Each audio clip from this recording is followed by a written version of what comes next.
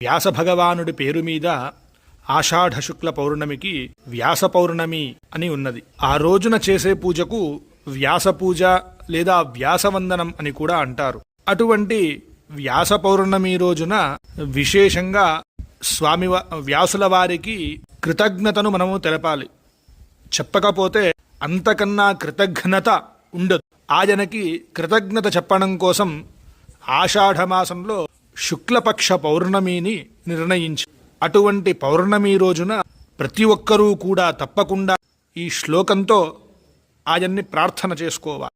నమోస్తుతే వ్యాస విశాల బుద్ధే పుల్లారవిందాయత పద్మనేత్ర ఏన త్వయా భారతతైలపూర్ణః ప్రజ్వాలితో జ్ఞానమయః ప్రదీపః. ఈ శ్లోకాన్ని మననం చేసుకుంటూ ఆ వ్యాసుల వారికి నమస్కారం